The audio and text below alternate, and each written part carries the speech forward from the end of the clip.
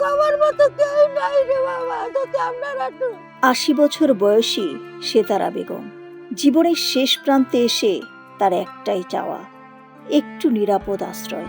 ঝড় বৃষ্টি আর দুর্যোগের হাত থেকে বাঁচতে তিনি মানুষের দাঁড়ে দাঁড়ে ঘুরছেন একটি ছোট্ট ঘরের আশায়, যেখানে জীবনের বাকি সময়টা একটু শান্তিতে কাটাতে পারবেন আর মহান আল্লাহর ইবাদতে নিজেকে নিয়োজিত করতে পারবেন।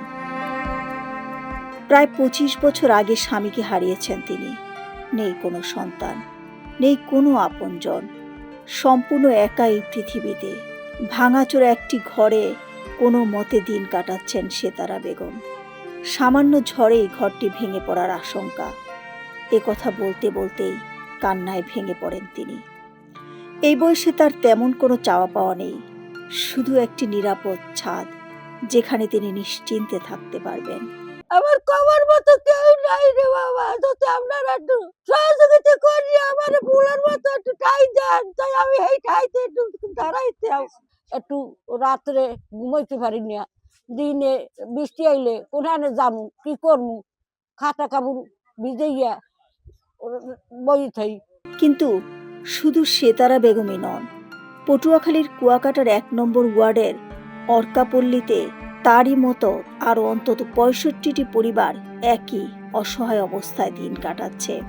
সেখানে গেলে চোখে পড়ে এক করুণ বাস্তবতা। অনেক ঘরেই নেই চালা, ত্রিপল দিয়ে কোনো মতে মাথা ঢেকে বেঁচে থাকার লড়াই চালিয়ে যাচ্ছে তারা। আমি এই ময়লার কাগজ আনিয়া আমার ঘরে কি বেলে দিয়েছেন, আপনারা একটু সহযোগী করে দেখেন। ঘরগুলো যদি আমরা পাই তা আমরা একটু ভালো শান্তিতে ছেলে মেয়ে নিয়ে বসবাস করতে পারবো। আমি এই ৬৫ পরিবারের প্রতিনিধি হিসাবে সবাই আমার কাছে দৌড়ে আসে, তখন আমার মনে হয় যে আমি আসলে বুক ফাটা কান্না ভেসে যাই যে এই মানুষের পাশে আমি কি দিয়ে সান্ত্বনা দেবো। কুয়াকাটা তরুণ ক্লাবের সাবেক সভাপতি ইব্রাহিম ওয়াহিদ বলেন, ২০০৭ সালের ভয়াবহ বন্যায় তাদের সবকিছু ভাসিয়ে নিয়ে যায় বঙ্গোপসাগরের ঢেউয়ে। সব হারিয়ে তারা আশ্রয় নেয় এই অর্কাপল্লীতে।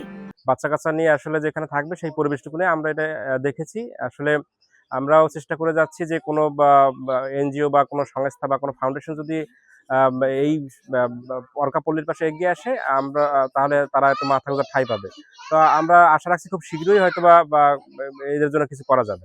উপকূল নিয়ে কাজ করা সংগঠন ডু সামথিং ফাউন্ডেশনের সদস্য জাহিদুল ইসলাম বলেন, আমরা চেষ্টা করছি তাদের পুনর্বাসনের। তাদের যে ঘরগুলো সেগুলো বসবাসের অযোগ্য সম্পূর্ণ, তারা খুবই কষ্টে এখানে দিন কাটাচ্ছেন। আমরা তাদের সম্পর্কে খোঁজখবর নিয়েছি এবং আমরা চেষ্টা করতেছি যে তাদের জন্য কিছু করা যায় কিনা। ইনশাল্লাহ তাদের জন্য আশা করি কিছু একটা হবে। এই মানুষগুলো কি পাবে না একটু আশ্রয়?